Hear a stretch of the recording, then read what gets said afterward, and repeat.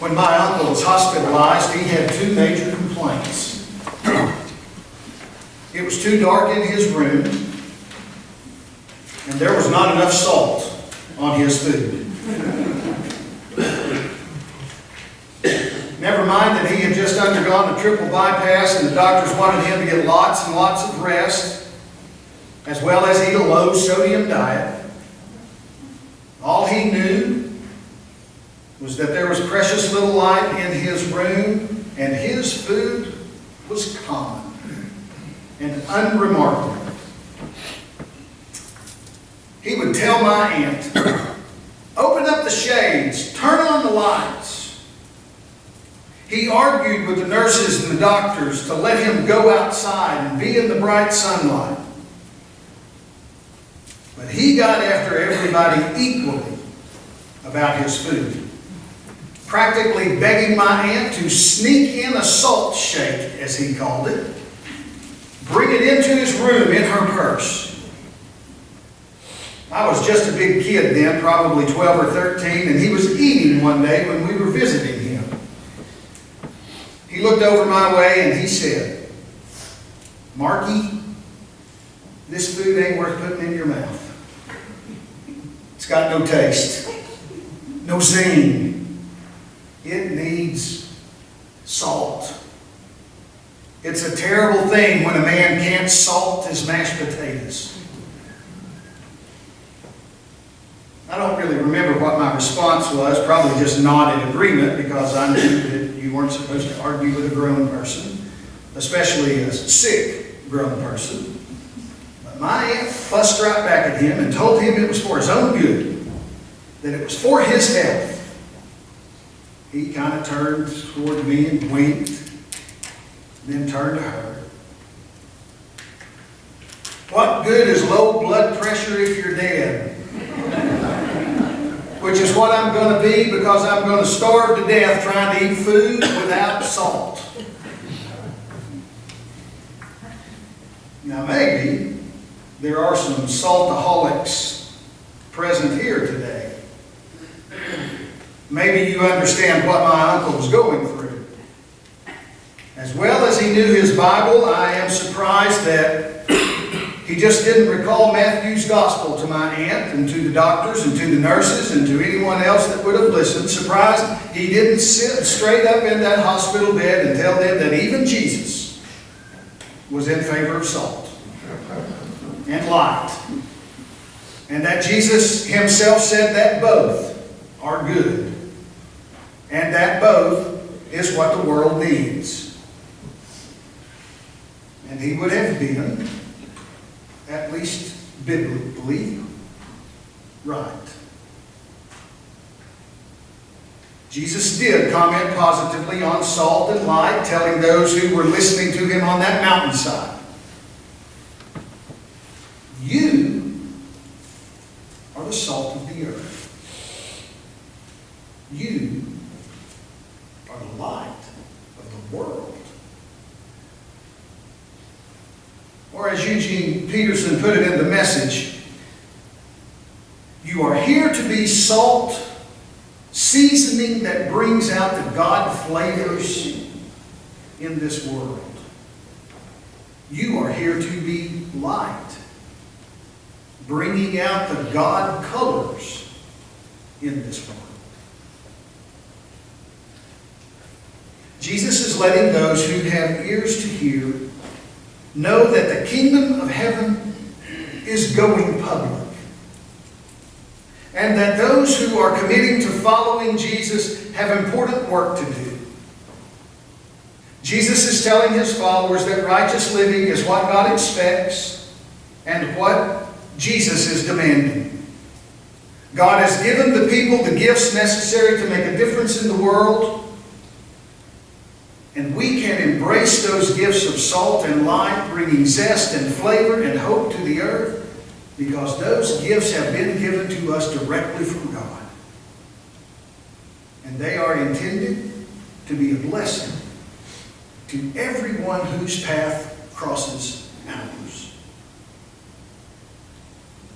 Now, so far, and we're only currently 5 chapters into Matthew's Gospel. We will journey through it this entire year, but so far in Matthew's Gospel, we have been discovering one of the already important ideas that will stick with us this year. Matthew communicates to us that Jesus is returning and recalling God's people to a prophetic understanding of righteousness. Not some holier-than-thou moral compass.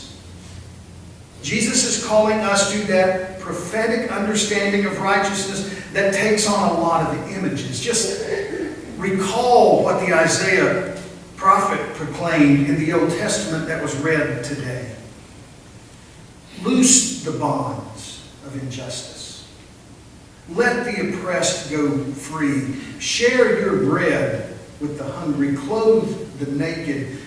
Bring the homeless poor into your house. And then your light will break forth like the dawn. Many images, but the idea is a rediscovery of the original covenant with Abraham. The gifts of blessing that God gives to one is meant to be shared with everyone. Trusting God, following Jesus, if we are serious about living that kind of righteous life, our attention is going to be turned toward others more than it is turned toward ourselves. Jesus tells us we are the salt of the earth. Yes, we are, but not so our own lives can have zest. Jesus tells us we are the light of the world, and yes, we are, but not so we alone are able to find the way.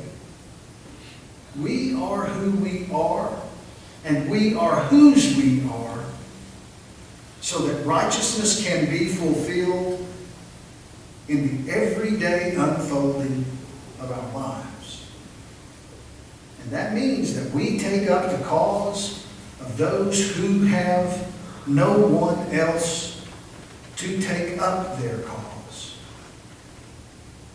We stand for those who are oppressed and those who are beaten down. We mourn with those who are crying and hurting.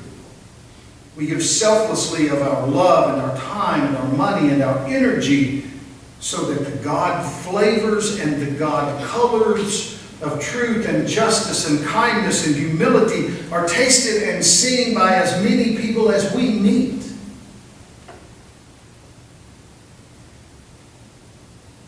And it's not an easy kind of work that gets recognized. Not for the world to see. They miss that. Sometimes we miss it in the church. It's work that is hard to embrace as the work that we are called to do. Because we have become so used to and so accustomed to chasing after the places and the experiences that benefit us the most. We've fallen prey to the siren calls of prosperity gospels and feel-good theologies and worship services that are constructed to entertain us and commitments to something that make us feel good about ourselves while demanding or costing precious little from us or from our children. And I know all of that can be frustrating because we sense that there are others who are doing different things, and those are the places that are growing and thriving and being recognized. I hear your conversations and I share in those conversations, and in your concerns and in your frustrations. But I also refuse to let go of the message of the gospel and the proclamation of the prophets that God is calling faithful communities to be righteous communities. And Jesus' words today are helpful to me as your pastor, and they are inspiring to all of us as disciples, teaching us that the call we have received is a call that grows from the intimate relationship that we have with God, and it is intended to be shared just as intimately with our kinfolk and with strangers, with our friends, and with our enemies alike. Because the world, God's world, our community, our church, our families need the zest and the light of God's righteousness. And Jesus has already told us that we can provide that, because Jesus has said, we are the light of the world. We are the salt of the earth.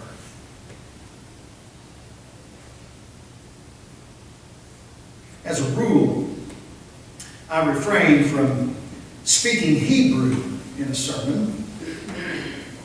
First, I'm not very adept at it. We never did learn that in Logan County, Arkansas. Secondly, I'm never quite sure there's anyone in the audience who knows the proper procedure for the Heimlich maneuver in case one of those Hebrew phrases gets caught in your throat. Even so, there is this beautiful Hebrew phrase that is deeply connected to the teachings of Jesus, to this teaching of Jesus today. And it is tikkun olam. And it means, and we read it in the Isaiah passage, repairer of the world.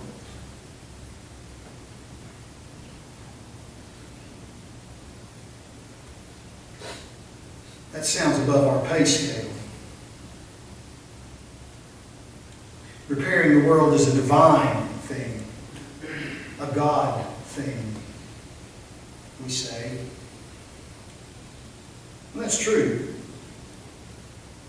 But Jesus lets us know that we are involved. Involved because God has called us to this work, and because Jesus has taught us that we are gifted through the Spirit to do this work. Maybe our struggle with this work is our impatience in just about everything. We tend to approach problems and think that we need to fix them right now. And so when we think about being a repairer of the world, it's overwhelming to think about fixing the world right now, in this moment, with immediacy, because that's impossible.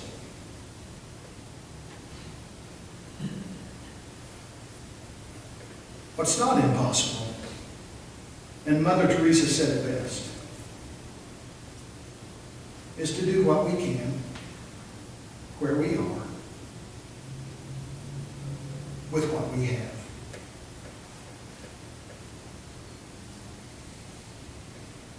So we make some chicken stew.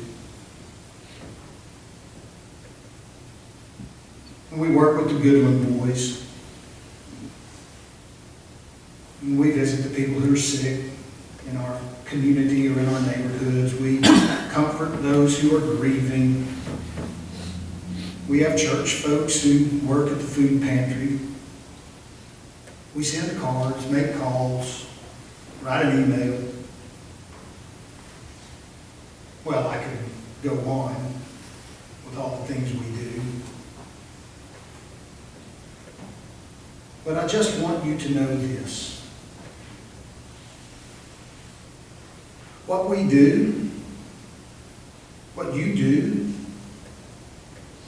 as disciples of Jesus, it matters. Jesus is telling us that what the people of God do on a daily basis, that really matters. It counts. To do justice, and to show kindness, and to be humble, and to walk with our God.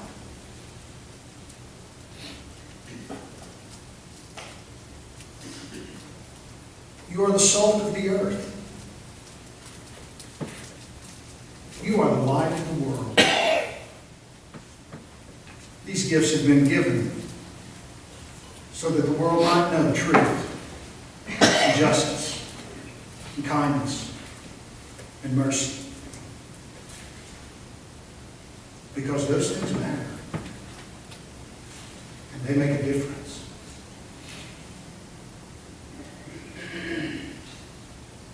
Why? These are the very gifts of God to the people of God. Thanks be to God. In the name of the Father, Son, and Holy Spirit.